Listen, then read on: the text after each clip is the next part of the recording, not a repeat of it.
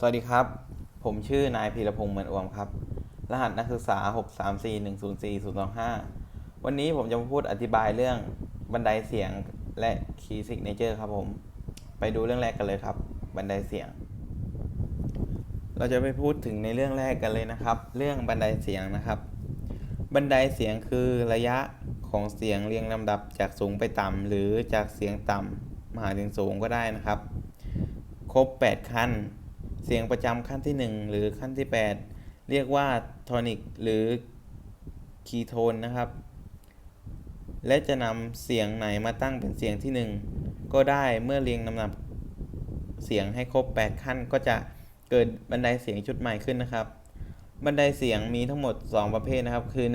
1บันไดเสียงโครมาติกสเกลนะครับคือบันไดเสียงที่มีระดับขั้นของเสียงห่างกันครึ่งเสียงเรียงลำดับกันไปทุกขั้น13ขั้นเป็น1ชุดนะครับตัวอย่างเช่นในรูปนี้นะครับรูปแรกครับฝั่งซ้ายมือเลยนะครับจะเป็นตัวอย่างของบันไดโครมาติกสเกลนะครับจะห่างกันครึ่งเสียงนะครับ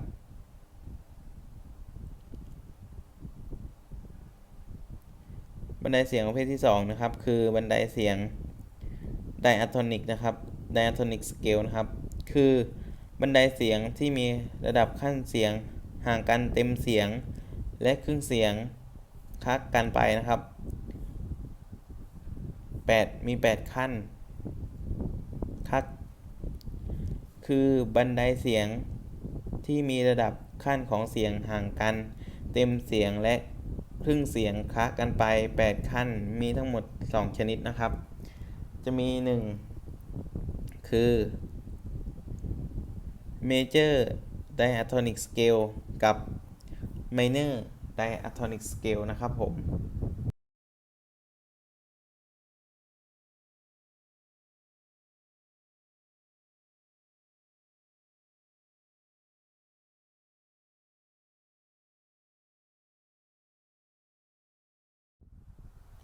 เราจะมาดูโครงสร้างของ Major Scale นะครับนี่คือโครงสร้างของ Major Scale นะครับจะมีลักษณะดังนี้นะครับตัวสี่เหลี่ยมนี่คล้ายๆเป็นเหลี่ยมๆนี่คือจะแทนค่าด้วย1เสียงเต็มนะครับส่วนสัญลักษณ์ตัว V นี่จะแทนค่าด้วยครึ่งเสียงนะครับเราจะมาดูที่ตัวโดนะครับตัวโดกับตัวเรนะครับจะห่างกัน1เสียงเต็มนะครับเรกับมีก็ห่างกัน1เสียงเต็มนะครับมีกับฟานี่ครับจะอยู่ตรงกับสัญลักษณ์ครึ่งเสียงนะครับมีกับฟาจะห่างกันแค่ครึ่งเสียงนะครับฟากับซอนจะห่างกัน1เสียงซอนกับลาก็จะห่างกัน1เสียงครับลากับทีก็จะห่างกัน1เสียงครับส่วนทีกับโดจะห่างกันแค่ครึ่งเสียงนะครับจะอยู่ในโครงสร้างแบบนี้นะครับ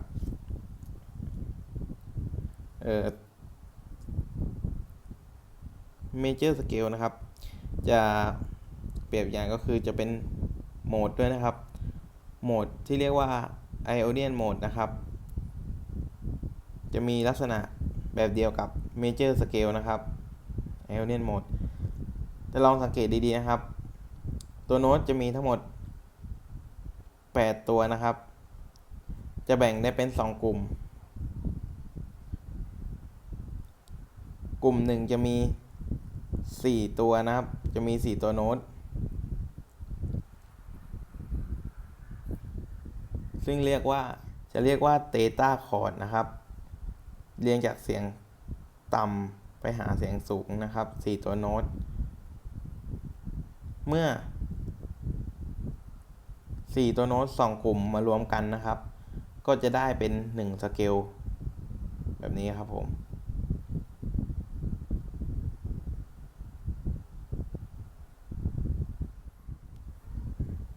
จะมายกตัวอย่างนะครับ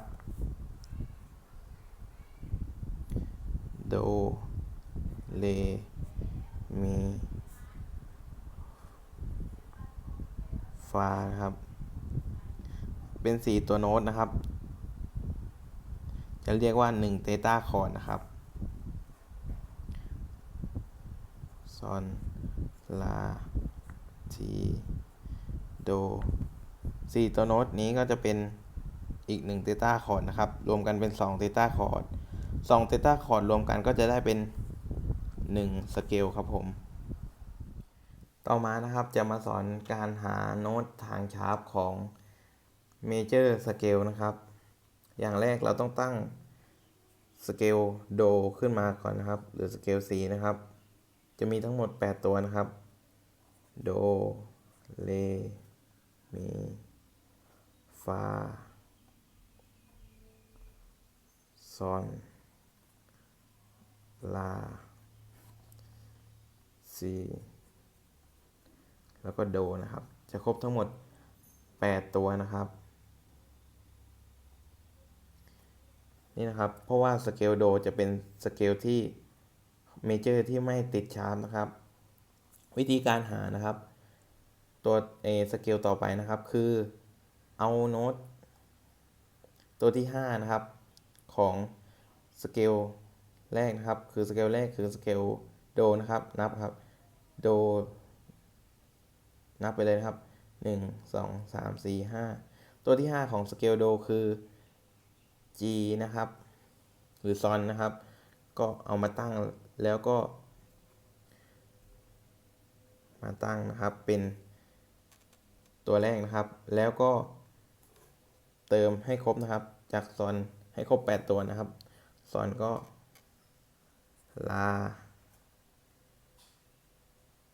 ทีโดเรมีฟา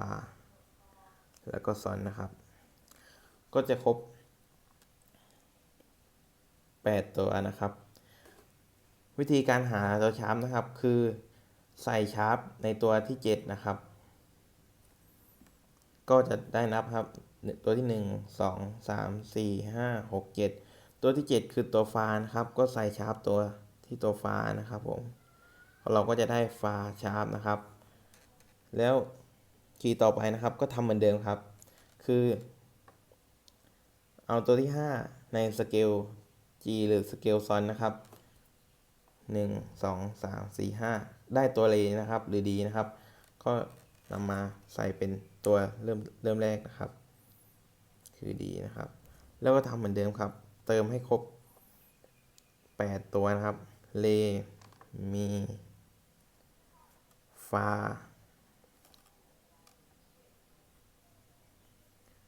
ซอนลา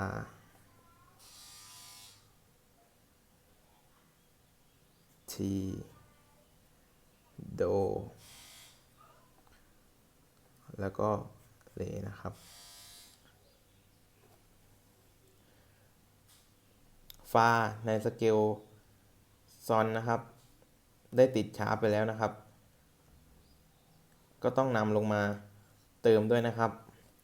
เพราะว่าในสเกลแรกได้ติดชาร์ปไปแล้วนะครับแล้วก็เติมชาร์ปในตัวที่7ของสเกลดีนะครับเรมีฟาซอนลาทีโดนะครับคือตัวที่7นะครับเราก็เติมชาร์ปลงไว้ครับเติมชาร์ปในตัวโดนะครับทำอย่างนี้ต่อไปจนเติมชาร์ปไม่ได้นะครับ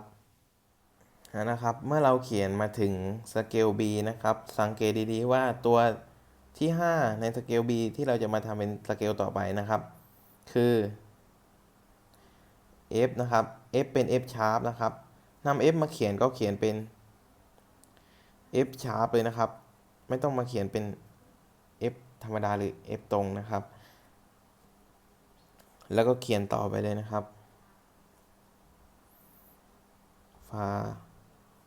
ซอนลาทีโดเรมีแล้วก็ฟานะครับแล้วก็ใช้สูตรเดิมเลยนะครับคือใส่ชาร์ปตรงตัวที่7นะครับ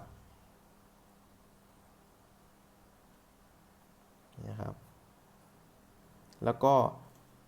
ตัวที่ติดชาร์ปในสเกลก่อนหน้านะครับ ก็ดึงลงมาครับ จะมีโดติดชาร์ปเรฟา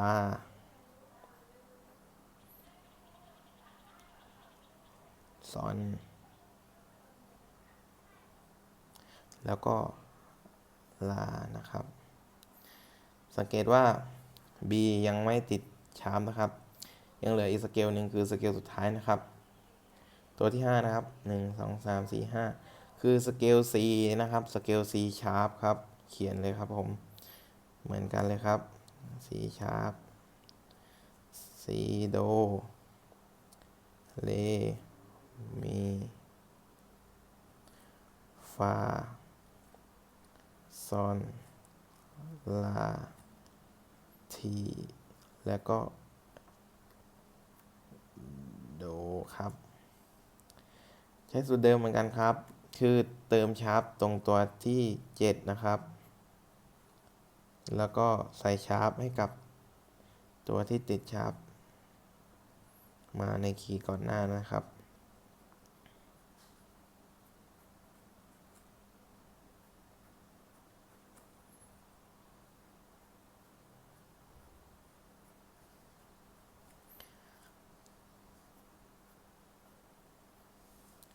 นี่นะครับก็คือทางชาร์ป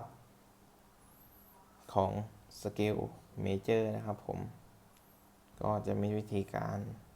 หาในลักษณะแบบนี้นะครับต่อมาเราจะมาดูทาง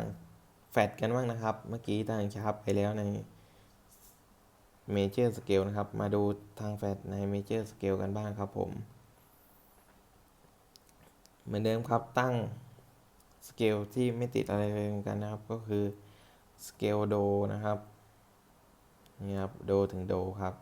แต่จะเปลี่ยนในการหานะครับก็คือจากทางชาร์ปนะครับจะเอาตัวที่5ตั้งนะครับก็คือจะเปลี่ยนเป็นเอาตัวที่4ตั้งแทนนะครับและใส่ชาร์ปในตัวที่4นะครับยกตัวอย่างเลยนะครับตัวที่4ของสเกลโดก็คือ F หรือฟานะครับเขียนกันเลยครับผม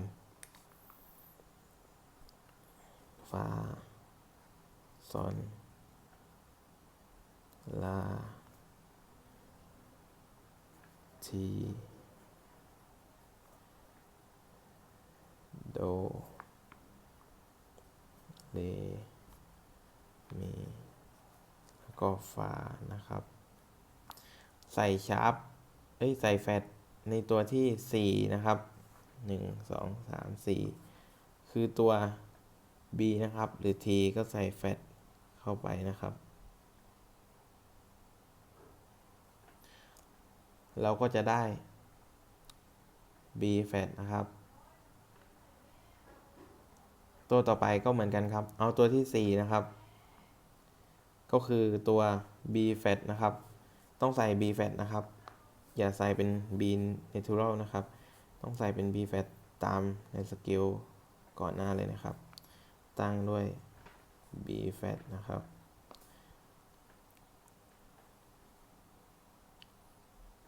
B flat นะครับแล้วก็เขียนต่อไปเลยครับ T โดเรมีฟาซอนลาแล้วก็ทีนะครับแล้วก็เหมือนเดิมครับใส่แฟดในตัวที่4นะครับ1 2 3 4เราก็จะได้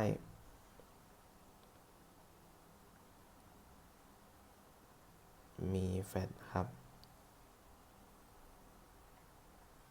นี่นะครับผมใส่แฟดในตัว B ด้วยนะครับในสเกลที่แล้วเมื่อเขียนเสร็จแล้วนะครับเราก็ใช้วิธีเดิมนะครับเขียนจนครบนะครับจนแฟดครบทุกตัวนะครับก็จะเป็นประมาณนี้นะครับ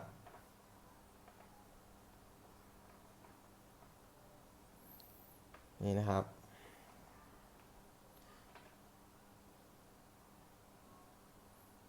ทางแฟดก็จะมีรูปแบบเป็นอย่างนี้นะครับจะมีทั้งหมด8สเกลเหมือนกันนะครับสเกลแรกก็คือโดที่ไม่ติดอะไรเลยนะครับสเกลฟาหรือ F นะครับก็จะติด1แฟดก็คือ B แฟดนะครับต่อไปก็คือสเกล B แฟดนะครับก็จะติด2แฟดนะครับก็คือ B แฟดและมีแฟดนะครับต่อไปนะครับสเกลมีแฟดก็จะติด3แฟดนะครับก็จะมีแฟดลาแฟดแล้วก็ทีแฟดนะครับสเกลลาแฟดนะครับก็จะมี4แฟดก็จะมีทั้งหมดก็คือลาแฟด B แฟดหรือ T แฟดนะครับแล้วก็เลแฟดแล้วก็มีแฟดครับผมต่อไปก็จะเป็นสเกล D แฟดหรือเลแฟดนะครับก็จะมีทั้งหมด5แฟดจะมีเลแฟดมีแฟด E แฟด A แฟดแล้วก็ T แฟดนะครับตัวนี้ก็จะมีตัวต่อมาสเกล G แฟดหรือซอนแฟดก็จะมีทั้งหมด6แฟดนะครับก็จะมีซอนแฟดลาแฟด T แฟดโดแฟดเลแฟดแล้วก็มีแฟดครับผมก็จะครบ6ตัวสุดท้ายนะครับก็คือสเกลโดแฟดหรือซีแฟดนะครับก็จะมีทั้งหมด7แฟดนะครับก็คือโดแฟดเลแฟดมีแฟดฟาแฟดจีแฟดลาแฟดทีแฟดนี่นะครับก็จะครบ7ตัวสเกลสุดท้ายจะติดแฟดทั้งหมดเลยนะครับก็จะมีรูปแบบในลักษณะแบบนี้ครับผมต่อมานะครับจะมาดูโครงสร้างของสเกลไมเนอร์นะครับหรือไมเนอร์สเกลนะครับเรื่องที่แล้วคือเรื่องเมเจอร์นะครับต่อมาคือไมเนอร์นะครับนี่คือโครงสร้างของรูปแบบสเกลไมเนอร์นะครับในส่วนของเมเจอร์นะครับสเกลโดนะครับจะเป็นสเกลที่ไม่ติดชาร์ปเลยนะครับแต่ส่วนในสเกลไมเนอร์ส่วนไมเนอร์สเกลนะครับสเกล A นะครับจะเป็นสเกลที่ไม่ติดชาร์ปหรือติดแฟตเลยนะครับคือพูดง่ายๆคือสเกล A minor กับโด C major เป็น relative กันนะครับก็คือสเกลที่ไม่ติดชาร์ปนะครับนี่นะครับก็มีโครงสร้างแบบนี้นะครับสัญลักษณ์นี้ก็มีแทนเท่ากับห่างกัน1เสียงเต็มนะครับตัว V สัญลักษณ์คล้ายๆตัว V นี่ก็จะแทนด้วยห่างกันครึ่งเสียงนะครับคล้ายกับของเมเจอร์นะครับแต่แค่ลักษณะความห่างไม่เหมือนกันนะครับอย่างเช่นนี้นะครับ A กับ B นะครับห่างกัน1เสียงเต็มนะครับ A ก็คือลานะครับลากับ T นะครับห่างกัน1เสียงเต็ม T กับโดก็จะห่างกันครึ่งเสียงนะครับโดกับเลห่างกัน1เสียงเต็มนะครับเลกับมีจะห่างกัน1เสียงนะครับมีกับฟาก็จะห่างกันครึ่งเสียงนะครับ ฟากับซอนจะห่างกัน1เสียงเต็มนะครับซอนกับลาก็จะห่างกัน1เสียงเต็มนะครับจะเป็นเมเจอร์หรือไมเนอร์ B T กับโดก็จะห่างกันแค่ครึ่งเสียงนะครับแล้วก็มีกับฟาก็เช่นกันนะครับจะห่างกันครึ่งเสียงครับต่อไปนะครับผมจะพามาหาวิธีการหาชาร์ปในสเกลในเมเจอร์สเกลนะครับอย่างแรกนะครับผมจะยก A นะครับคือเป็น A minor นะครับที่ผมยก M minor มานะครับ A minor จะ relative กับโดเมเจอร์นะครับคือเป็นสเกลแรกที่ไม่ติดชาร์ปหรือติดแฟลตเลยนะครับวิธีการหาสเกลทางไมเนอร์นะครับที่ติดชาร์ปนะครับคือเหมือนคล้ายๆกับการหาของเมเจอร์นะครับคือเอาตัวที่5เหมือนกันครับเอาตัวที่5นะครับคือตัวมีครับผมแต่จะเติมชาร์ปในตัวที่2นะครับไมเนอร์จะเติมชาร์ปในตัวที่2ส่วนเมเจอร์จะเติมชาร์ปในตัวที่7นะครับนี่นะครับเราก็ได้สเกลมีนะครับก็เขียนต่อให้ครบนะครับ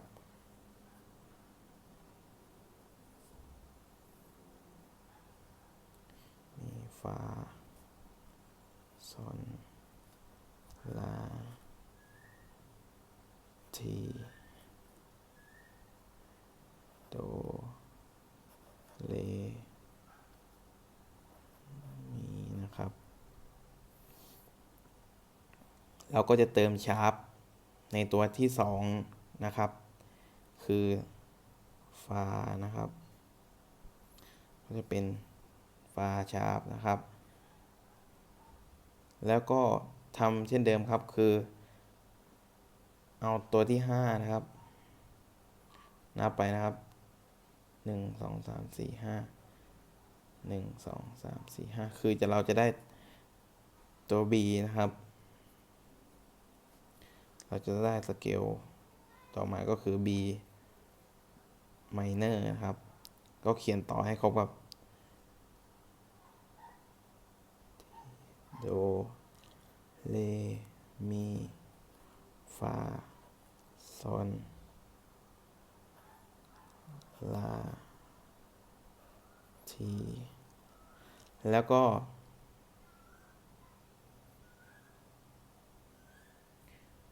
เติมชาร์ปในตัวที่2เช่นกันนะครับ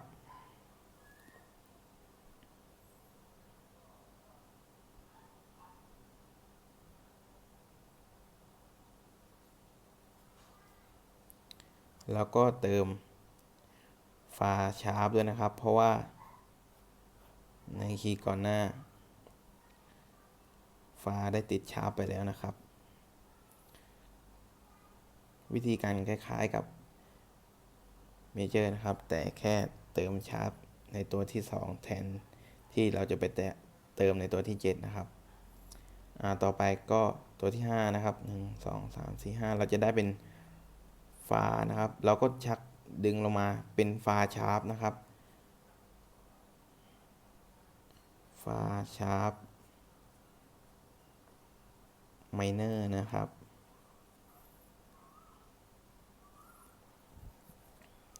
นี่นะครับฟาชาร์ปไมเนอร์ฟาแล้วก็ซอนลาทีโดเลมีแล้วก็ฟานะครับทำวิธีเดิมนะครับคือเติมชาร์ปในตัวที่2นะครับแล้วก็ในคีย์ก่อนหน้าตัวไหนติดชาร์ปก็ใส่ชาร์ปนะครับคีย์ก่อนหน้าก็คือมีตัวโดนะครับแล้วก็ทำในลักษณะนี้จนครบ นะครับผมเมื่อเขียนครบแล้วก็จะมีลักษณะแบบนี้เลยนะครับผมสเกลแรกสเกล A minor นะครับจะเป็นสเกลที่ไม่ติดชาร์ปนะครับผมต่อไปเป็นสเกล E minor นะครับสเกล E minor จะติดชาร์ป1ตัวนะครับก็คือฟาชาร์ปครับผมต่อไปสเกล B minor นะครับสเกล B minor จะติดชาร์ปทั้งหมด2ตัวนะครับก็คือ C minor ก็คือ C sharp นะครับไม่ใช่ C minor แล้วก็ F sharp นะครับต่อมาก็คือสเกล Fa sharp minor นะครับจะติดทั้งหมด3 sharp นะครับก็คือ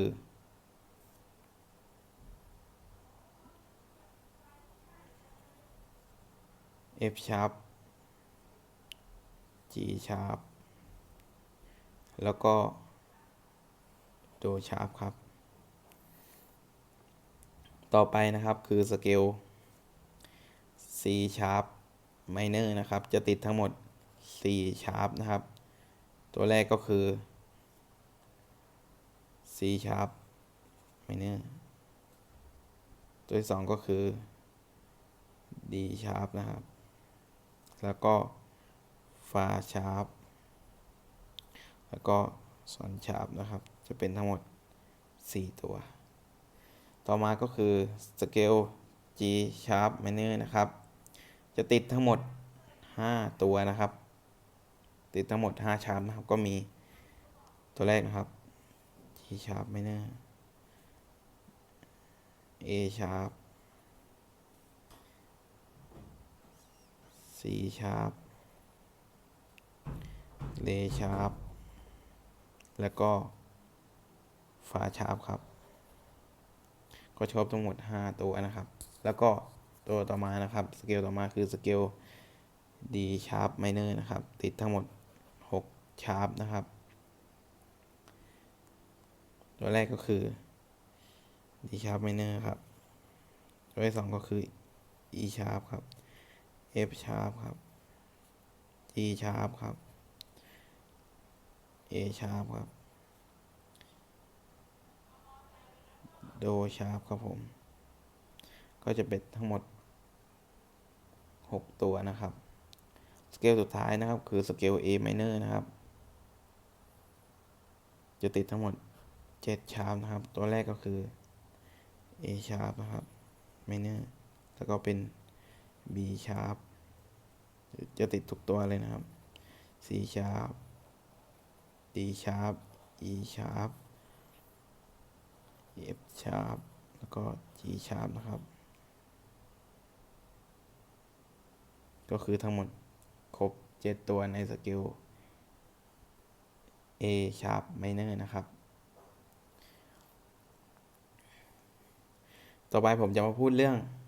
relative นะครับนี่นะครับ A minor จะ relative กับ C หรือ Do ในสเกล major นะครับเดี๋ยวผมจะมาพูดในเรื่องต่อไปดีกว่าครับต่อมาครับเราจะมาดูทางชาร์ปใน minor scale นะครับผมก็จะยก A minor มาเป็นสเกลตัวแรกนะครับเพราะว่า A minor จะไม่ติดชาร์ปหรือติดแฟตนะครับผม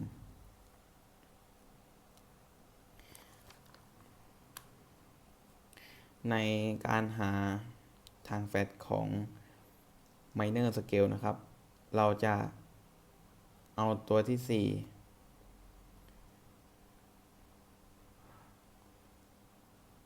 น นับจากตัวที่4นะครับคือ1 2 3 4เราก็จะเอาได้เป็นสเกล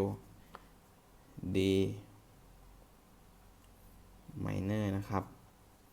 แล้วก็เขียนต่อให้ครบนะครับเรมีฟาซอนลาจีโดแล้วก็เรนะครับในการหาแฟตของ minor scale นะครับจะใส่แฟตในตัวที่6นะครับนี่นะครับคือที่เราได้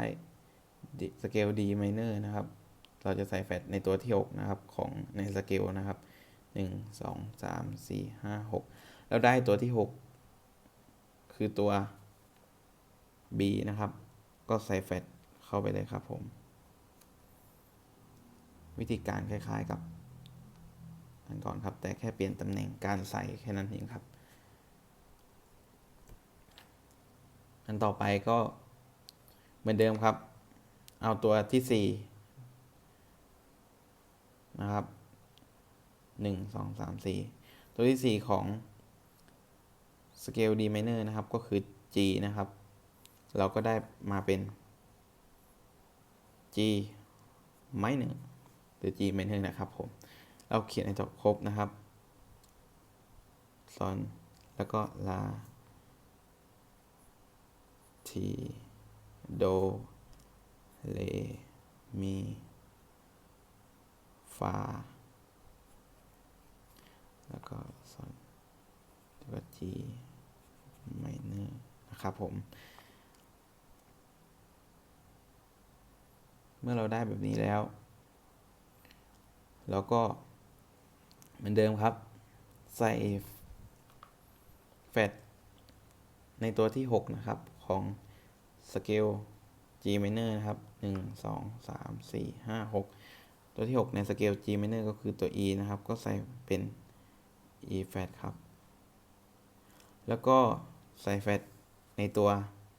B ด้วยนะครับเพราะว่าในสเกลก่อนหน้า B ได้กลายเป็นแฟตแล้วนะครับ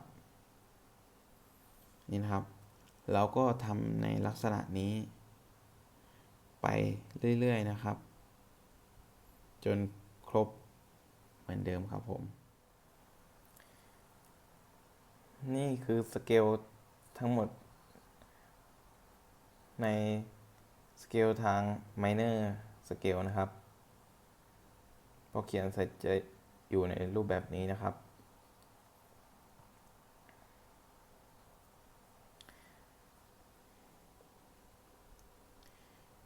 A minor จะเป็นสเกลที่ไม่ติดแฟตนะครับสเกล D minor จะเป็นสเกลที่ติด1แฟตนะครับคือ B flat นะครับสเกลที่3นะครับคือสเกล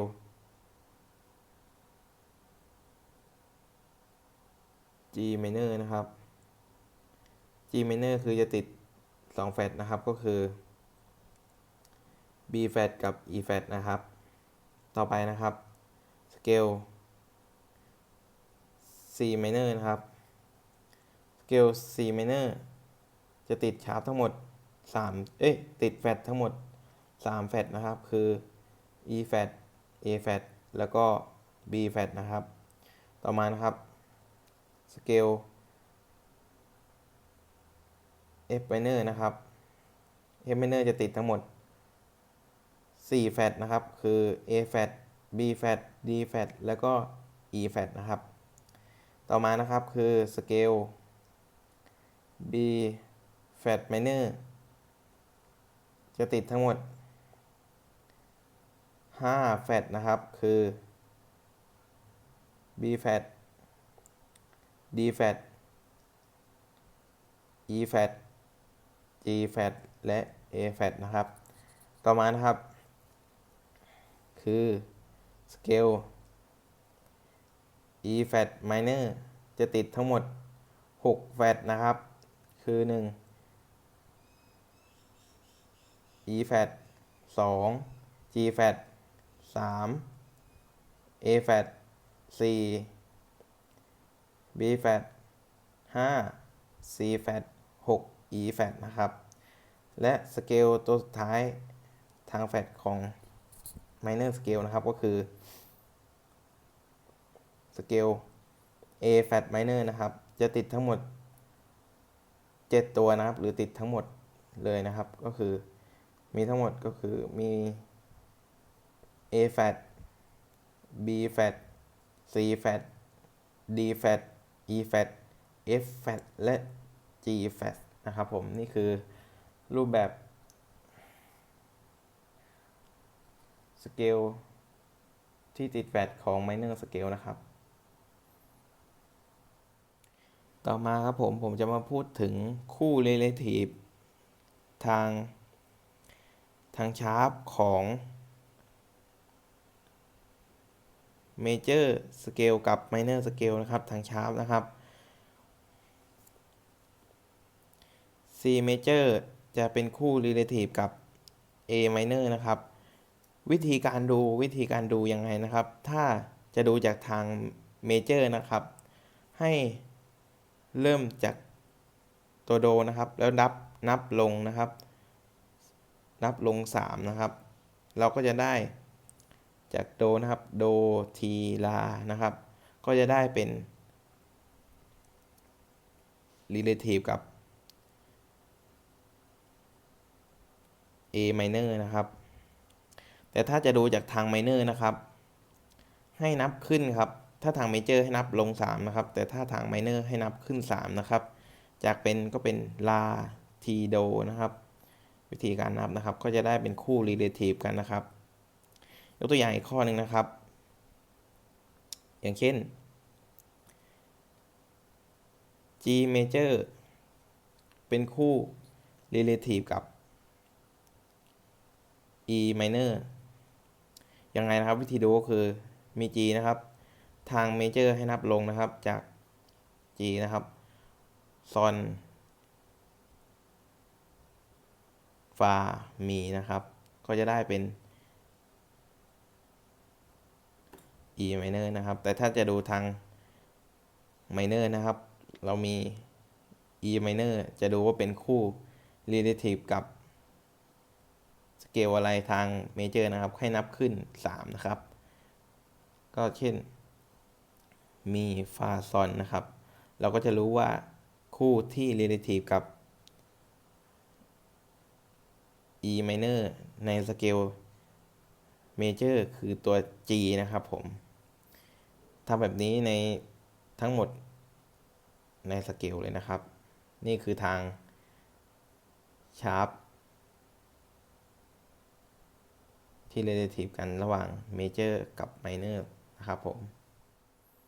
ต่อมาจะมาดูคู่ relative ในสเกล major และ minor จะเป็นทางชาร์ปนะครับทางแฟลตนะครับอันนี้มีวิธีการหาคล้ายกันนะครับกับทางชาร์ปคือถ้าดูจากทาง major ให้นับลง3แต่ถ้าดูจากทาง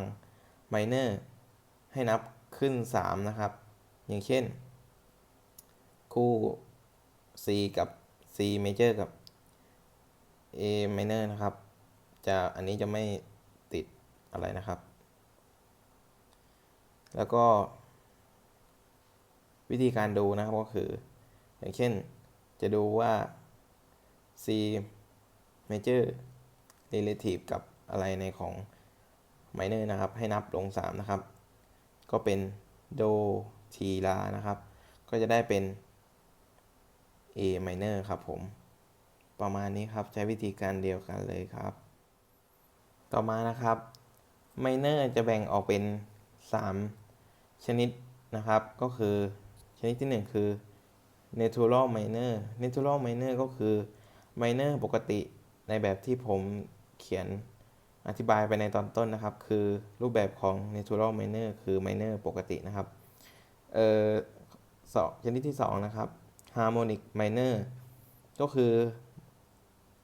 ไมเนอร์ปกติที่ตัวที่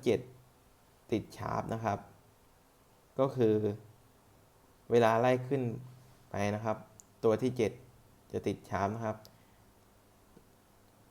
จะติดชาร์ปทั้งขาขึ้นและขาลงนะครับอย่างเช่นเราไล่ขึ้นไป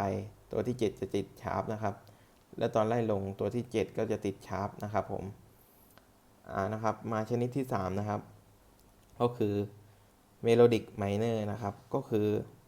ไมเนอร์ที่ตัวที่ 6 และ 7 ติดชาร์ปนะครับจะติดชาร์ปเฉพาะขาขึ้นนะครับจะติดชาร์ปในไล่ขึ้นไปนะครับจะติดชาร์ปในตัวที่ 6 ที่ 7 นะครับแต่ขาลงจะไม่ติดครับผมคือรูปแบบของเมโลดิกไมเนอร์ครับนี่คือลักษณะของ neutral minor นะครับนี่นะครับคือเป็นไมเนอร์ปกตินะครับ neutral minor อย่างเช่นนี่นะครับจะบอกว่าในคีย์ E minor จะติดชาร์ปอยู่ในฟานะครับจะติดฟาชาร์ปนะครับจะบอกอยู่ในตรง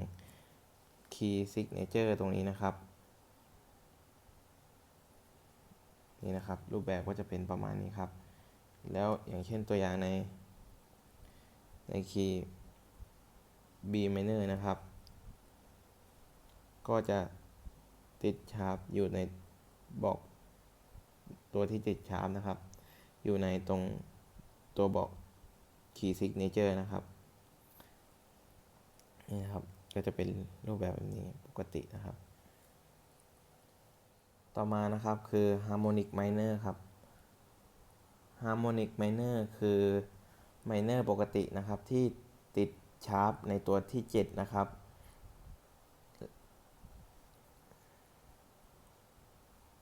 แต่ถ้าในคีย์ติดชาร์ปอยู่แล้วนะครับ